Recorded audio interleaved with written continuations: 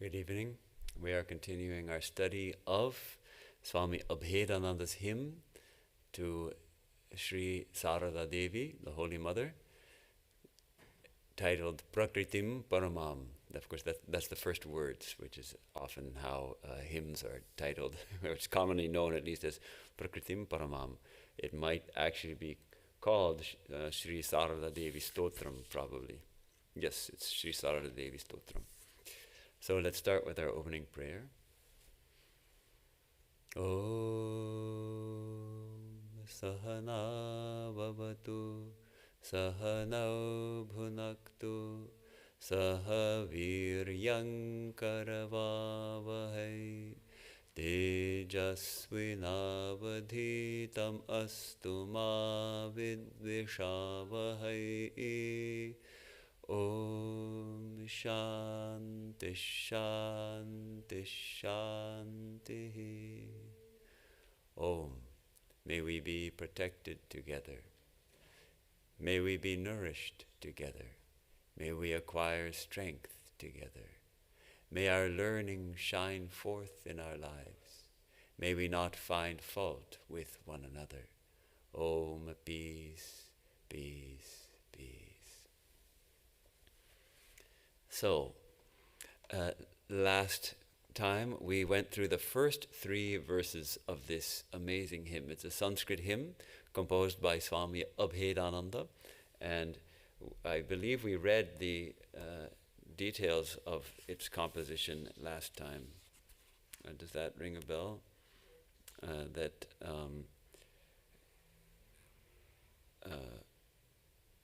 Swami Abhedananda ji actually sang it before Holy Mother, and Holy Mother went into ecstasy listening to the hymn. So that's a really an amazing incident. And these first parts, the first 3 are with the rhythm, typically sung with the rhythm and the tabla or the bakawaj or something. And then come these next 4 verses, which are sung in a more plaintive way. And I'm just trying to remember if we determined when Abhedanandaji wrote this hymn, and I'm not remembering what we had found, but it must be early, because Abhedanandaji left for London in 1896. And then he in 1906, 10 years later, he only was in India for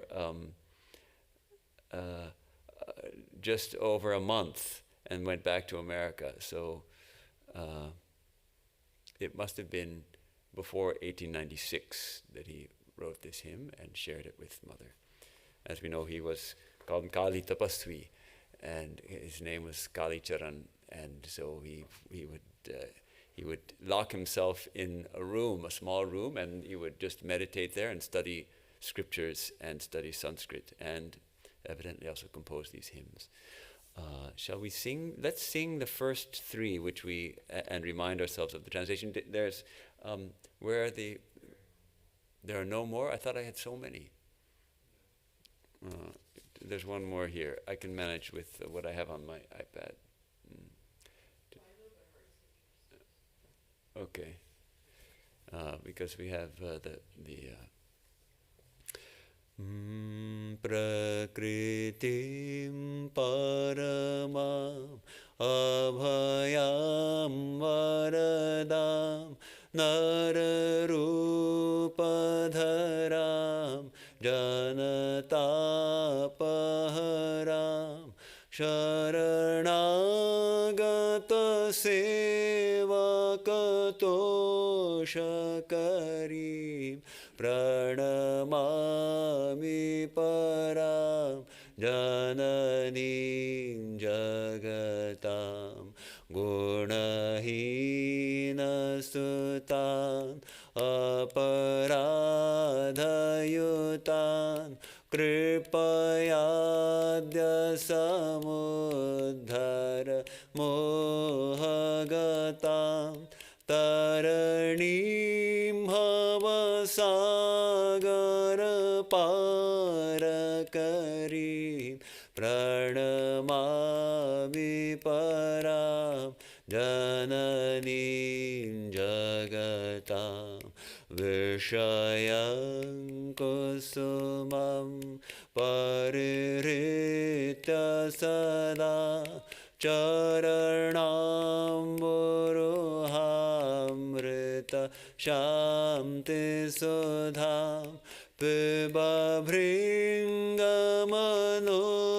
bhavarogaharam pranamami param jananim jagatam. Let's read the translation. I will read the translation by Swami Abhedananda himself. O Prakriti, supreme in human form, bestower of boon and bliss, distress of souls removest thou, and grantest them content and peace. We can read together. Thy servants who surrender all to thee, of fear make them thou makest free. O great Mother of the world, be my salutations ever to thee. Through mercy do thou save thy sons, bound in Maya's chain, who hath virtue none to say, full of crimes and ever vain. O, thou art the only ship to ferry them across the earthly sea. O great Mother of the world, be my salutations ever to thee. Renounce my mind be the sense flowers of the earth, drink the nectar of lotus feet, enjoy thus in peace and mirth. In charm of delusion, then shalt thou cease to be. O great Mother of the world, be my salutations ever to thee. So these first verses we talked in depth last time, so we won't go into them here much, but we can see that Abhedananda is describing our Holy Mother, Sri Sarada Devi, as the Supreme Mother of the universe, and one who, like the different deities, bestows fearlessness and grants boons, and though she is the supreme Prakriti, she has taken a human form, and she takes away the suffering of us human beings, and brings contentment and peace to the hearts of those who have taken shelter at her feet, and those who serve her, those who are servants of the Mother. She brings them peace in their hearts.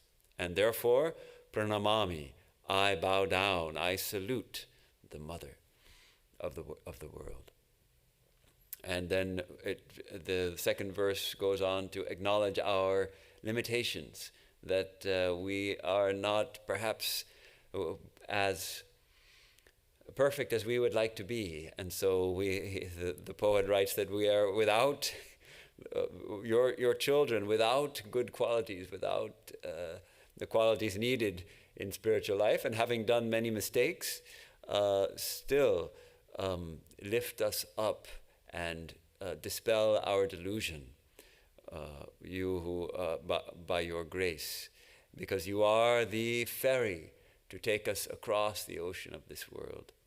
And then this third verse has this very appealing image of our own minds as a bee.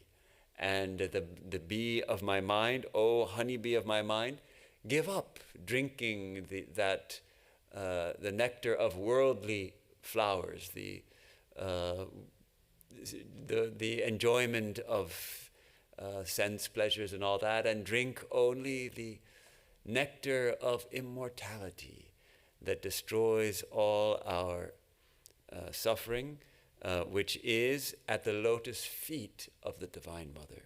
So, O honeybee of my mind, dive into that lotus of the feet of the Mother and become intoxicated there. And therefore, again, of course, pranamami param jananim jagatam, I bow down before the Supreme Mother of the universe. Now, let's sing together the next four verses, which are a completely different rhythm. Kripam kuru Mahadevi Suteshu pranateshu cha Charanashrayadanena Kripamai namostute Lajjapatavrite nityam Sarade jnanadaike papebhyo nah sadaraksha kripamai namostute Ramakrishna gata pranam Tannama Shravana Priyam Tadbhavaranjita Karam Pranamami Muhurmuhur Pavitram Charitam Yasya Pavitram Jivanam Tatha Pavitrata Swarupinyai Tasyai Kurmo Namo Namaha. All right, though the rhythm changes, but the mood of the hymn doesn't change. It continues this attitude of supplication, of praying intensely for Mother's grace and protection, and also offering salutations. Pranama, I think we went through last time and found that the word pranamami, or it comes 1, 2, 3, 4, 5, 6 times in the hymn. There's 11 verses, 6 times the pranamami, and then namo namaha also comes, this namo namaha. So salutations and pranams. Of course, pranam is the act of bowing down before the deity or before a respected person, an elder person or someone who is respected. And we mentioned this last time, there are different ways of making pranam, and one is just to say pranam, means I salute you. And a little more reverential is to actually touch the feet of the person. If you're making pranam to a person, like your guru or some respected person, or in India to the family members who are senior to you, elder to you. You touch their feet. You bend down, and with your right hand you touch their feet. Then there's called the bhumishta pranam, where you actually go down on your knees and touch your head to the floor, and then you touch their feet gently and take the dust of their feet. And then there's shashtanga pranam, which is typically done in the temples, and where you lay down like a stick, dandavat. It's also called dandavat pranam, where you lie down like a stick and completely surrender yourself at the feet of the deity. And that's typically done, at least in North India, I've seen it only done typically in temples, but in South India, many South Indian devotees will salute monks like that also. And I have to admit, it's quite embarrassing. So for the monk, at least for this one. So, but that's the idea of pranam, and it's really embedded deeply in Indian culture. This offering our reverence and to the feet. And why I bring this up again and again, because it keeps coming up in the hymns, this taking refuge at the feet. Why at the feet? Why not in the lap? Mother will take us into her lap, of course, but typically we worship the feet. And there's no tradition of shaking hands. When we meet someone in the West, you shake hands. You meet the president, you also shake his hand. You meet the Pope, probably, or the Pope, they kiss his ring, don't they? That's a little different. But anyhow, they kiss his ring, which is connected to his hand. But in India, there's no such thing of shaking.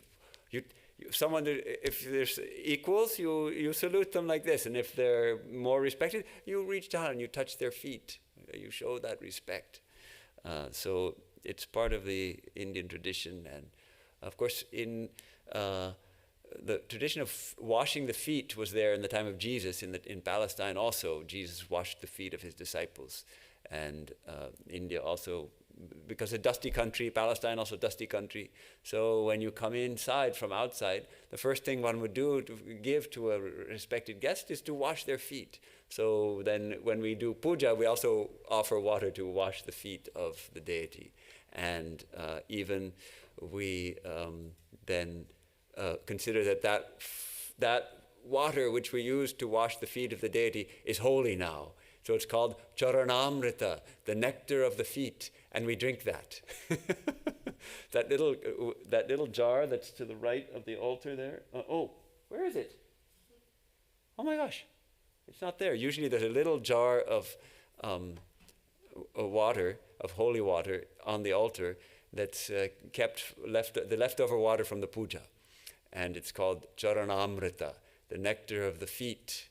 And though all the water, that's the bathing water and the hand rinsing water also is part of that, but and it's considered auspicious to take that a few drops of that. And we used to keep it out here after Arati, and the devotees would line up. And then COVID came, and we stopped it, and then we never started it again. I wonder we could start it again.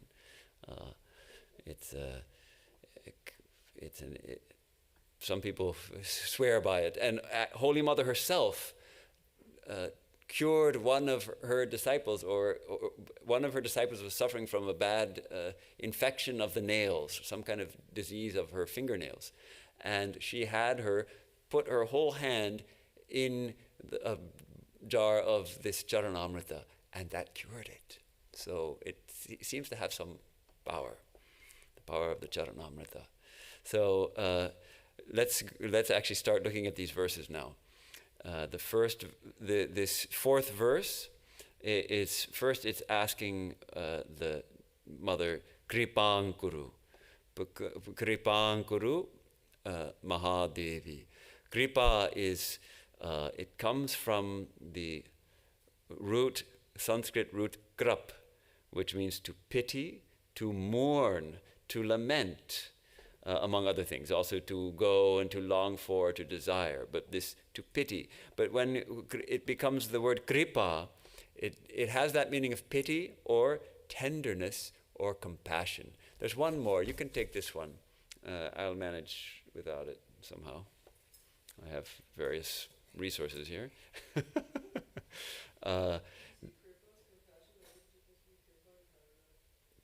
Well, that requires some more research.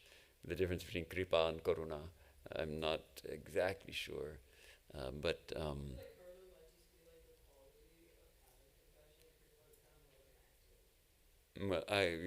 you can. That's your homework assignment. Research the difference between kripa and karuna. Kripa is grace and karuna is compassion. Okay, so the consensus here is that kripa is grace and karuna is compassion. However, if you look up in the Sanskrit dictionary, it doesn't say under kripa grace. It says compassion, actually. It gives the meanings pity, tenderness, and compassion. But true, we think of kripa, when people say kripa, we think that's the mother's grace, the grace of the mother. Thanks for pointing that out. Because I looked in the dictionary and found this kripa, it says compassion. It doesn't mention grace in the Apte's Sanskrit English dictionary, which is my go-to place. Karuna can be sympathy also. Karuna can be sympathy. Okay. So whatever it may be, here it's shed your grace on us, Mother, by being compassionate. You could almost combine them, right? That Kuru, to please do, grant us your mercy, grant us your compassion, grant us your grace. Mahadevi, again here, he's equating mother with the supreme Devi, the supreme goddess, the supreme divine mother, Mahadevi. And this is in the vocative case ending. The Devi, it's a short E. If it's Devi, that means that is the nominative. But if you say Devi, short, that means, O Devi, O great goddess, be gracious unto us. Who are we? where suteshu pranateshu cha. What does it mean? Suteshu is plural. It means your sons or your children, but it's in the plural, and it means it's the locative case. So it means be gracious, shed your grace on your children, and on who else? Pranateshu cha, those who are surrendered to you, those who are worshiping you, those who are bowing down to you. There again, you have that pranata. That means having those who are making pranam. In other words, those who are bowing down to you. And so the nice point about this is that it's not just, Mother, have grace on me. This is actually a more universal prayer. Have grace on all your children, and those who are worshiping you, those who are seeking you, those who are bowing down to you. Have grace on all of them. And how should that grace manifest? What is the form of that grace that I am praying for in this verse? Charanashraya danena. So charana, the feet, ashraya, refuge, dana, giving refuge, and danena, that means third case ending, means instrumental case, means by giving refuge at your feet. So shed your grace, be compassionate. And how should that compassion manifest? By you granting refuge at your feet to all those who worship you, your sons and daughters all over the world who are seeking you. Be gracious, Mother, and grant them refuge at your feet. That's the prayer here. And then, Kripamayi namostute. This is kripa mayi, means the one who is full of kripa. No? And this is also a vocative case. O thou who art the very essence of compassion. You are the compassion solidified. You are grace solidified. Namostute, that's namaha astu te becomes namostute. It comes in many of our hymns. We recognize that word, that phrase. Namaha, salutations, I salute.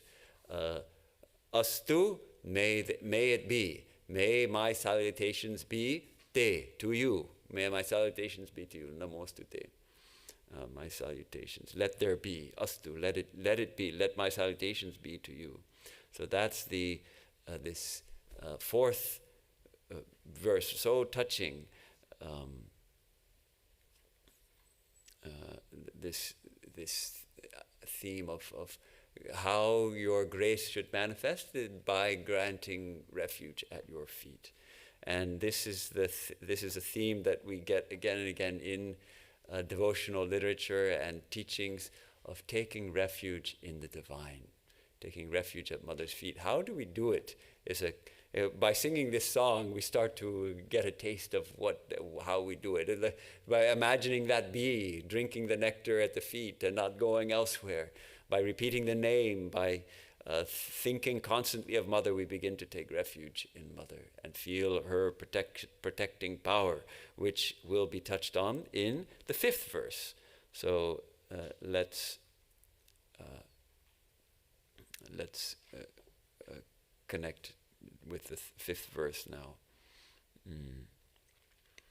But you can say that this beautiful verse, it affirms the importance of prayer and grace in spiritual life. That actually we need Mother's grace. Even to take refuge at her feet, we need her grace to let us take refuge there. Okay. Lajja patavrite nityam sarade jnanadayike. Lajja means this wanting to cover yourself. Lajja, extreme modesty, shyness. It was considered a virtue, particularly for women in India, to have that lajjata, that modesty. But Holy Mother's modesty was such that, except when she was at Jairambati, she would never be anywhere in the presence of others, particularly in the presence of any men, without veiling herself. So she would wear the end of her sari over her face so low that you couldn't see her face. So the photograph we have of Mother, that is thanks to Sister Nivedita and Sister Oli Bull, who there were only women present except the photographer. And they arranged her sari like that so you could see her face. Otherwise, you could never see her face. And apparently, I mean, it's kind of humorous almost.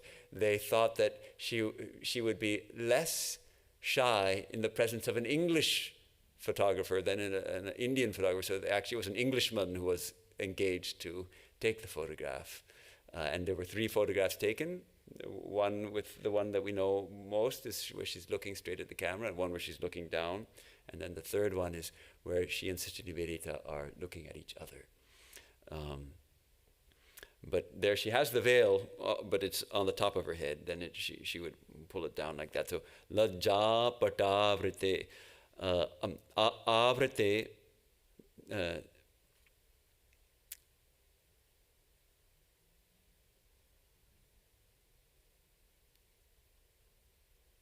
why is it avrite? I'm not sure. I think maybe that's avrita, avrite nityam. She is, avrita is covered.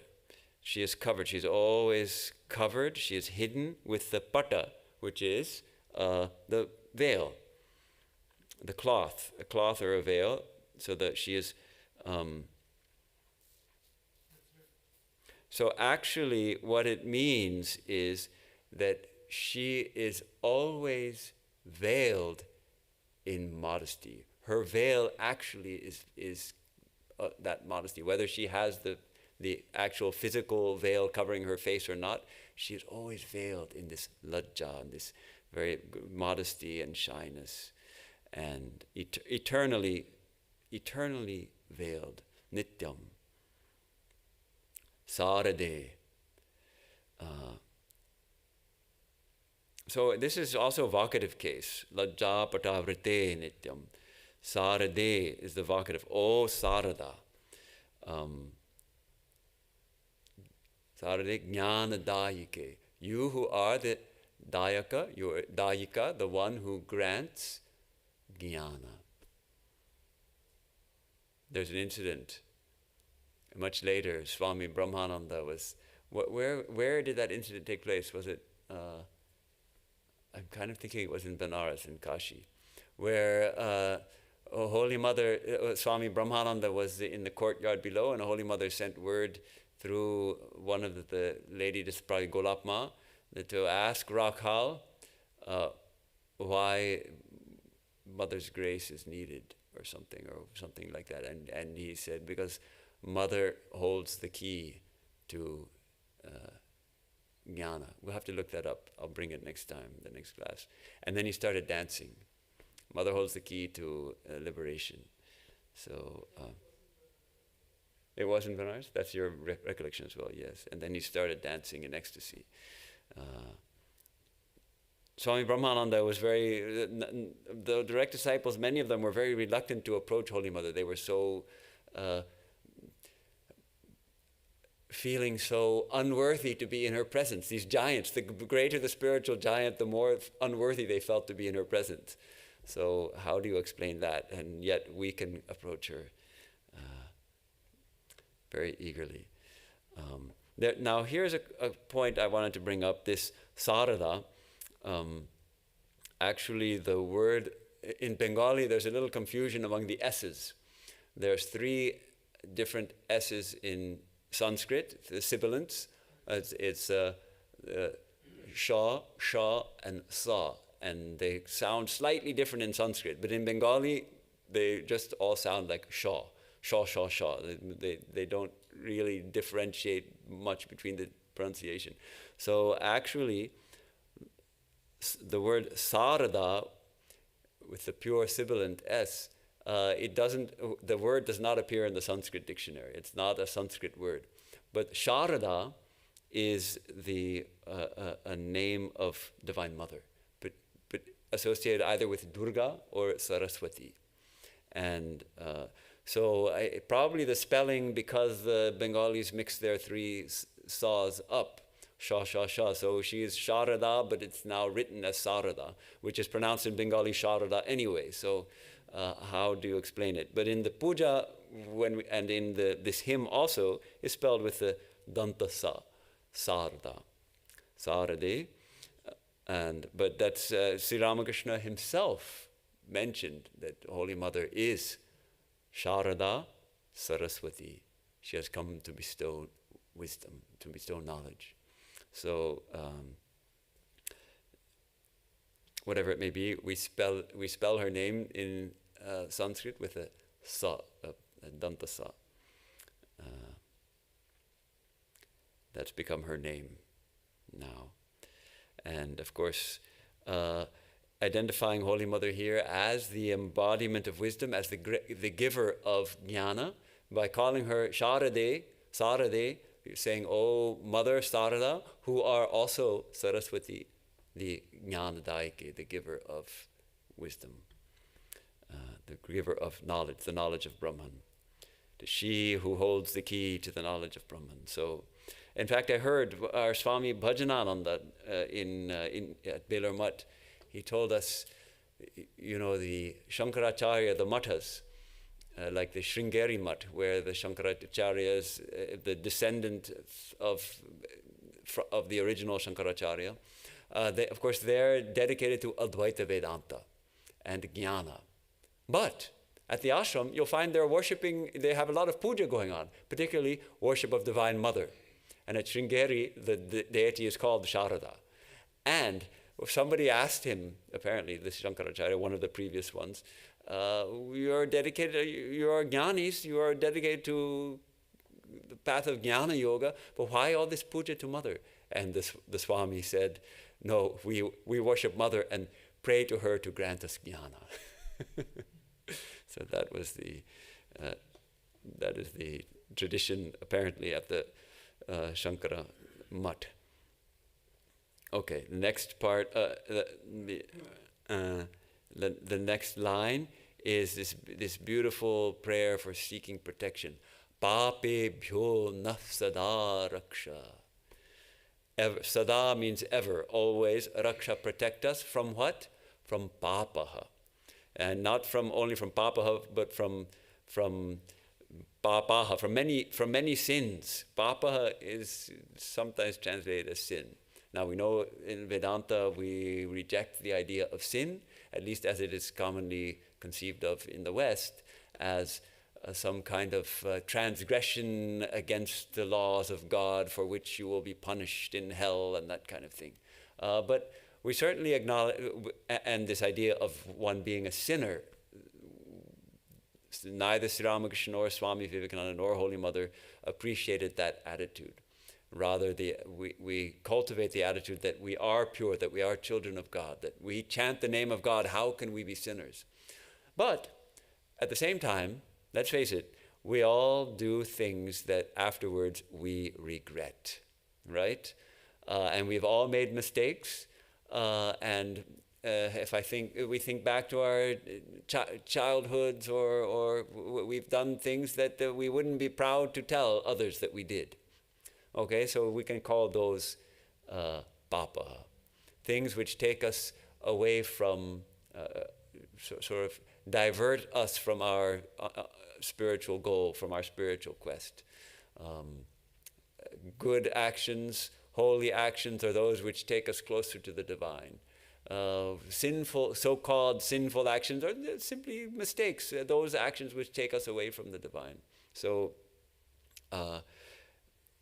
protect us from doing things like maybe telling lies, or getting tempted to take something that doesn't belong to us, or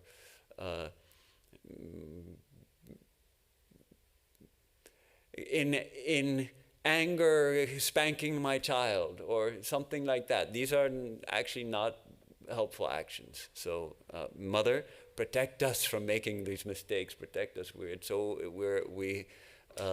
The spiritual life is like walking on the edge of a razor. Mother, protect us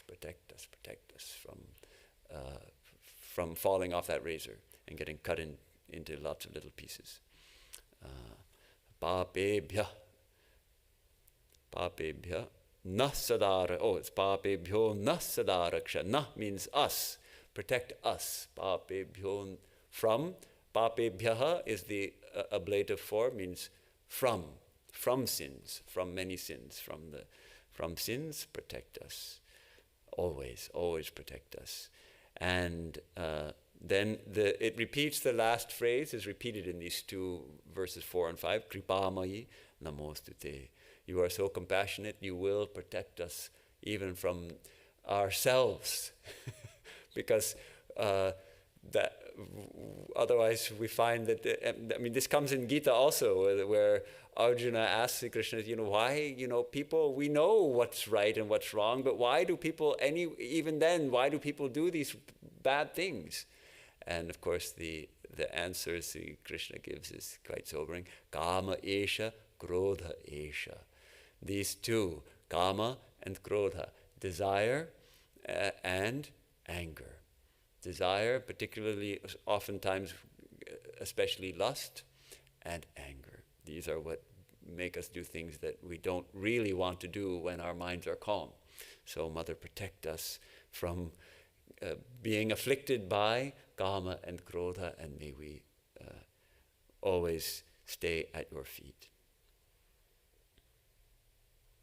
Okay.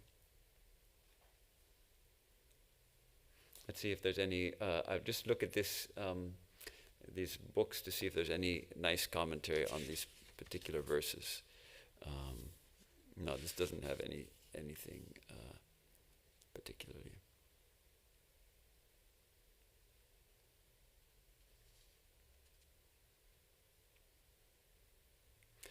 Here he just always protect us from taking false steps in life. That's a nice way to put it. Protect us from taking false steps in life. And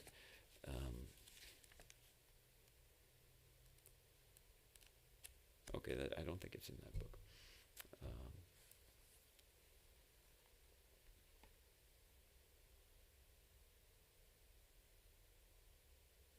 Yeah.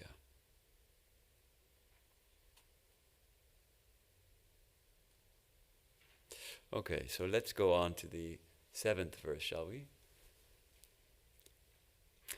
This is a beautiful verse describing how Holy Mother is completely suffused with Sri Ramakrishna. Her whole life is Sri Ramakrishna. So, Ramakrishna gata pranam.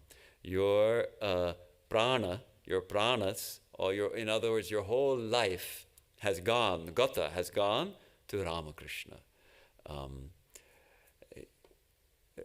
You could say she whose very life is absorbed in Sri Ramakrishna, or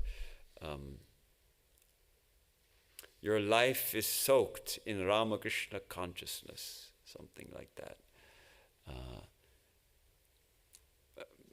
Let's see, how does Abhedananda translate it?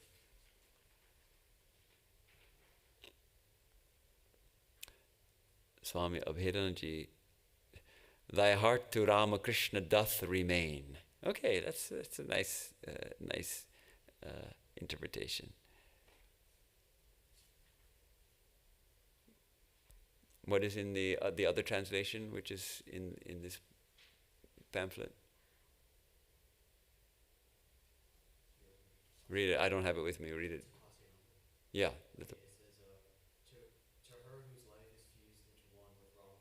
To her whose life is fused into one with Ramakrishna's. Okay, so that's what Ramakrishna gata pranam.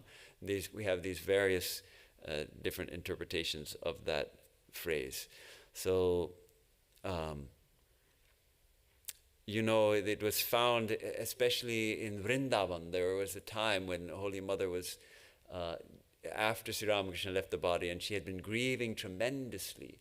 And she went to Vrindavan with some of the disciples and her attendants, and she began practicing intense meditation. And she would go into these deep moods. When she would come out of it, at least there's one instant recorded when she was coming down from that experience and she was again able to talk, she was acting just as Sri Ramakrishna used to act. It was as if, and even the way she took a beetle leaf to chew, and she bit off the end of it, just as Sri Ramakrishna used to do the same way, that actually she had become one with Ramakrishna. So later, Mother would say, don't think of Ramakrishna and myself as separate. Don't think of us as separate. There's only one here. Sarada Ramakrishna. So, yeah.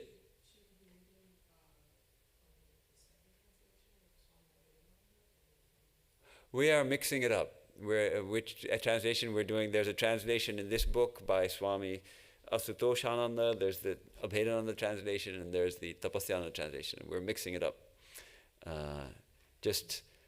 Because translations are always partial, they reveal a part of the meaning. And so that's why we're reading different translations, and then we're discussing each word, and we're thinking of some incidents which illustrate this principle of Ramakrishna Gata Pranam.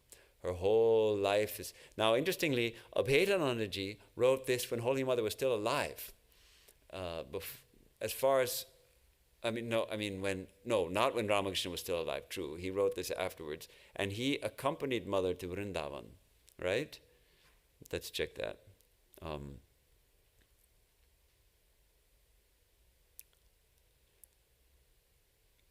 not sure about that. He didn't go with her to Vrindavan, but he went with her to Kamarpuko and Jairambati.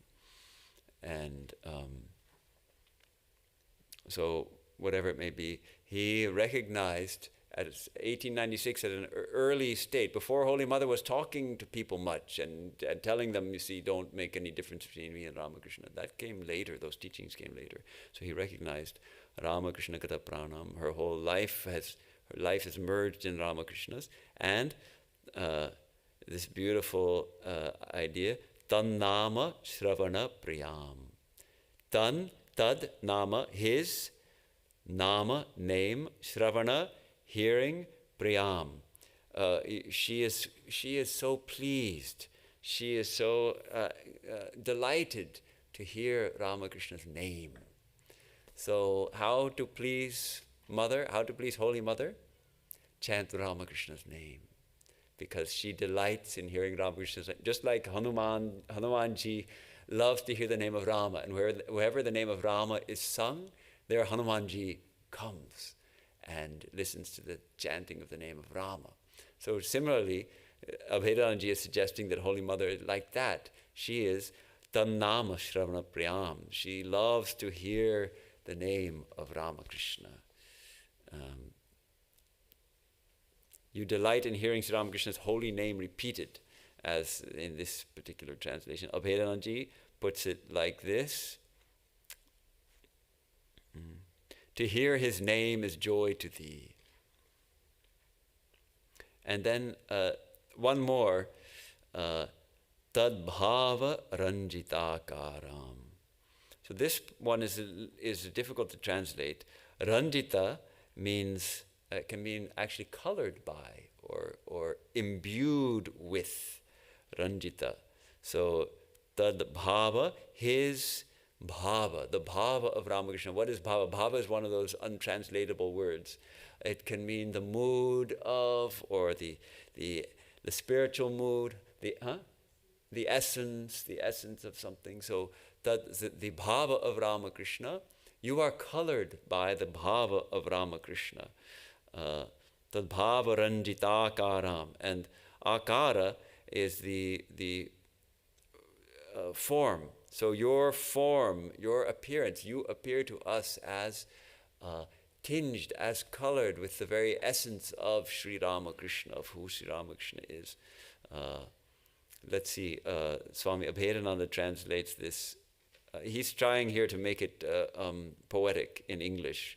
So, embodiment of his thought alone is what he writes here. Bhav also is from heart emotion. So colored emotion. The bhav bhakti. Bhakti bhav is from the heart. Yeah, but here I think it goes. I think it's deeper than that. It goes more that actually. How does Tapasyananda translate this line? Whose delight consists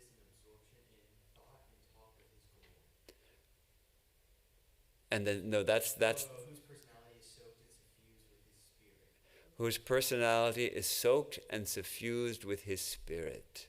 Yes. Tam nama shravana priyam. He also gives an extended kind of interpretive translation. Read that once more. Whose delight consists in absorption in thought and talk of his glory, and whose personality is soaked and suffused with his spirit. You got to slow down. You just give the first part. Whose delight consists in absorption in thought and talk of his glory. That's Tam Nama Shravana Priyam. That's nice. And then whose whole personality is suffused with his soaked and suffused with his spirit. That's a nice translation. Spirit, the bhava, the spirit of Sri Ramakrishna. She is completely. In other words, it's each one of these is giving a deeper. On the one, Ramakrishna Gata Pranam, your whole life is merged in Ramakrishna's life. To hear his name, your sole delight is to hear his name, to talk of him, to think of him. And your very being is suffused with his spirit. Then, what do? Pranamami muhur muhu. I bow down again and again. Pranamami muhur muhu. I salute thee over and over again.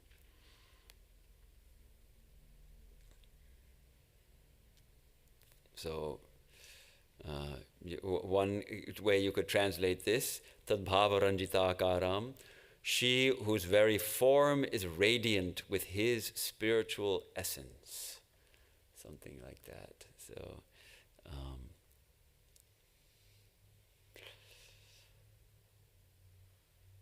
let's go to the next verse. Is there anything more we want to say about this verse? I mean, it's really, all of these are profound verses. How Holy Mother and Sri Ramakrishna, they're not to be. She herself would say that don't think of me as separate from Sri Ramakrishna, separate from the Master, and.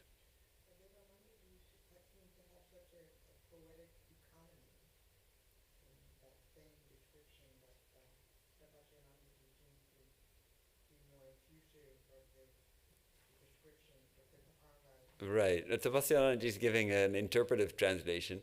Abhedananda was giving a translation for, he wanted to make it poetry in English also. I don't know how far he succeeded, but it is nice to see how he translated it. And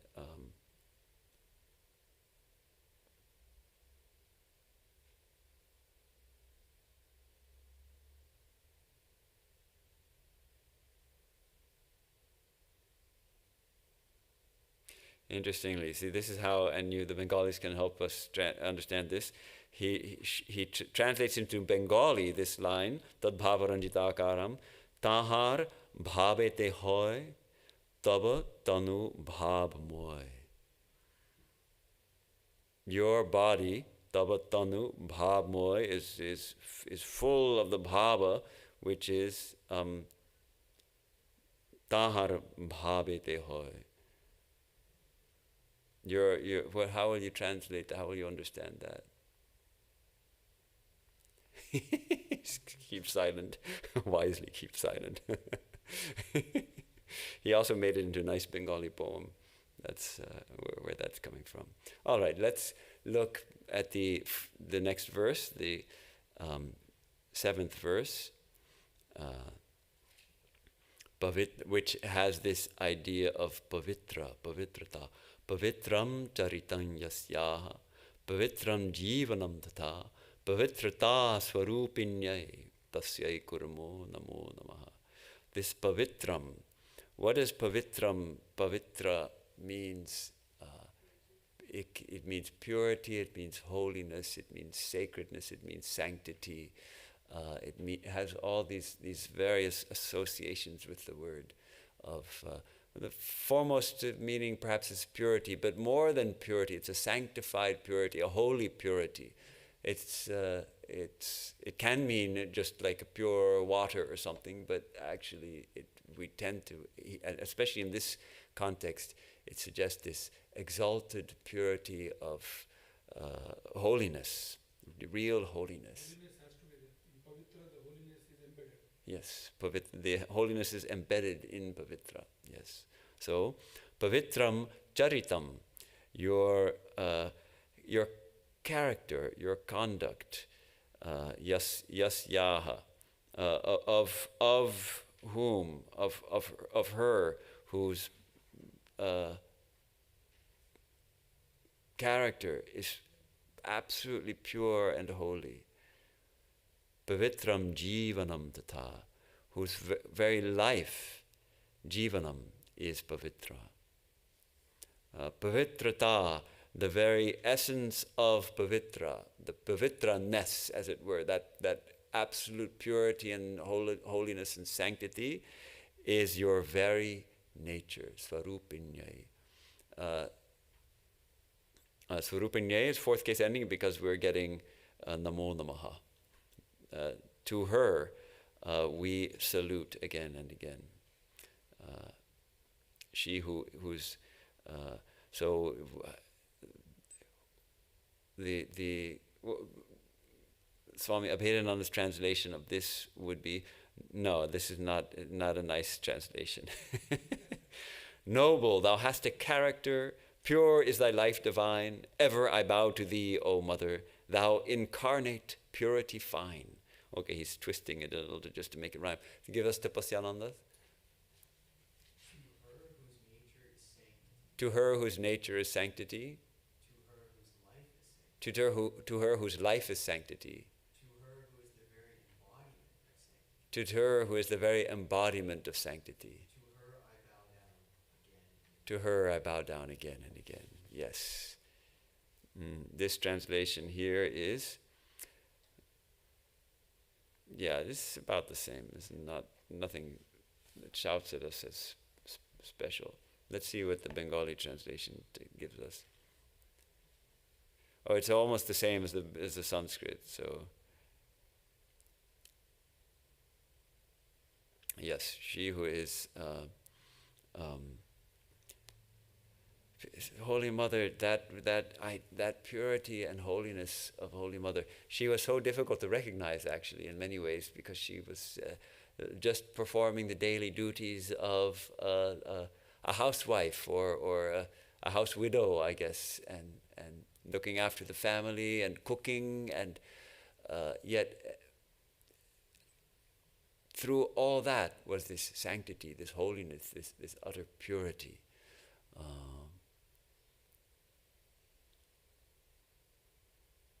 And yet, when we read it is actually through reading the incidents in her life that we begin to get a sense of who she is, and the tremendous, on the one hand, the tremendous purity, and on the other, the tremendous compassion she had for, when she was in the body, the tremendous compassion she had for people who were suffering, who were seeking her grace, who were seeking her to get initiated.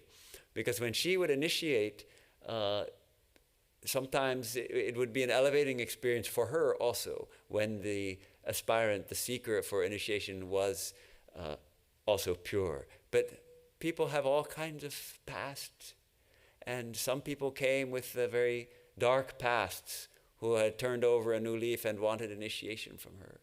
And at first she would say no, and then they would beg, and then they would weep, and finally she would grant them also.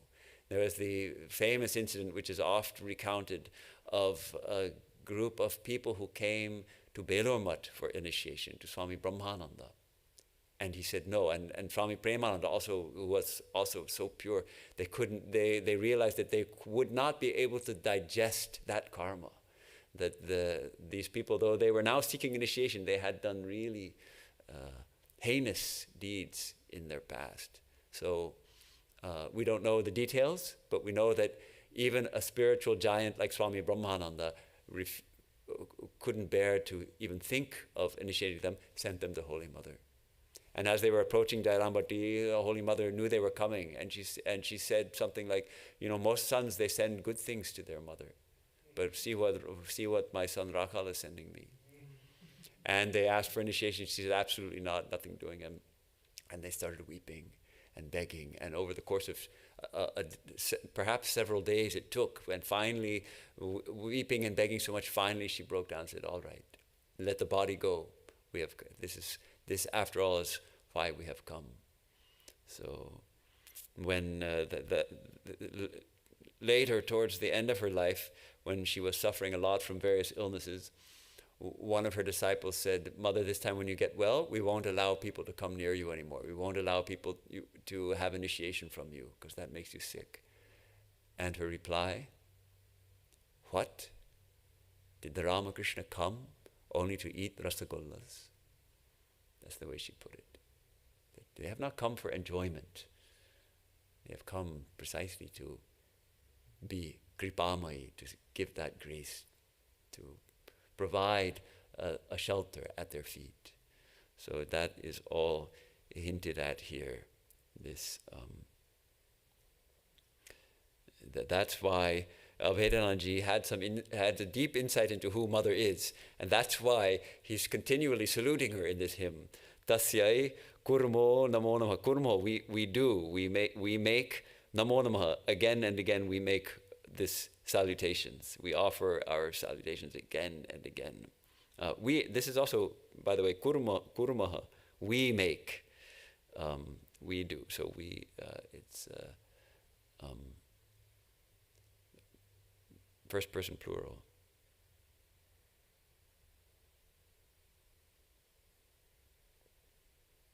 So it looks like we'll have to finish the hymn next time with the remaining 3 verses, which will probably go a little more quickly. But any comments, questions? I talked a lot.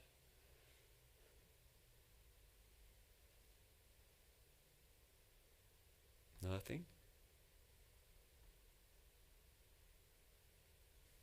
How could he have had this insight so early on? He wasn't as close to her as, say, Yogananda was. Right. Or Trigunatitananda later. Right. It must have been a special. Yeah. But yes, it's a good question. He had, of course, he had remarkable realizations, and some of those are described in his book. And perhaps because he founded a separate organization and somewhat distanced himself from the order, though he was always remained as a trustee of the order, but actually he founded a different, and his idea was a little different. He couldn't quite fall in line with the rest of the disciples and Swami Vivekananda, so he kind of forged his own path a little. So perhaps his teachings have been ignored a little by the order, by the mainstream of the Ramakrishna order to study and preaching because, I mean, he also has some 9-10 volumes of his complete works. There's a vast number of works. He was in this country, America, for how many years? Something like 20. He was here for 10 years, from 1896 to 1906, and then from 1907 to 1921. So another 14. So he was 20 years. He worked in this country. 20 years. He left a tremendous amount of work. And the puja which we do for Sri Ramakrishna here, the meditation verses, the dhyana mantras, are all composed by Swami Abhedananda also. So we don't talk much about Abhedanandaji, but we chant his compositions all the time. Yes. And the Holy Mother's dhyana mantra is also by Swami Abhedananda. And in fact, one of the verses is almost identical to this: Ramakrishna kata pranam, tad nama shravanapyam, tad bhavaranjita akaram.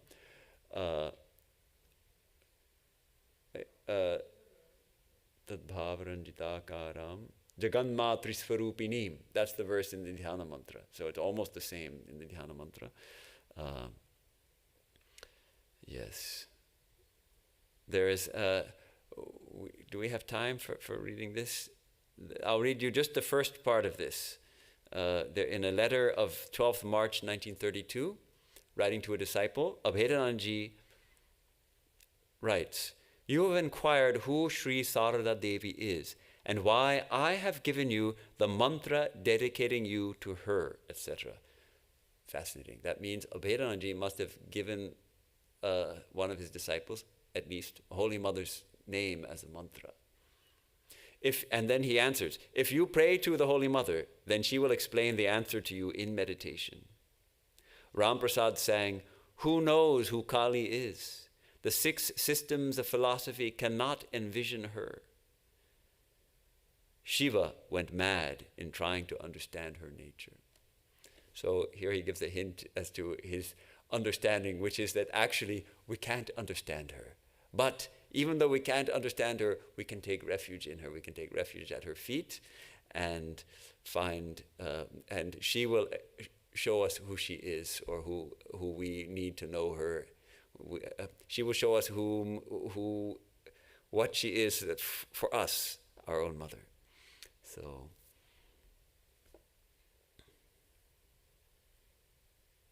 then he quotes another poem. In other words, that idea that Mother is beyond everything. And then he says, "If you understand this, then you will know who Sri Sarada Devi is. You cannot apprehend this merely with intellect." So it's something to be felt deep in the heart, to be realized, not to be understood with the mind. So we'll read that full letter next time, since we've already crossed the hour. Let's, if we may, just take a couple of minutes. We'll sit silent for a couple of minutes and absorb these beautiful ideas of these profound verses on Sri Sarada Devi.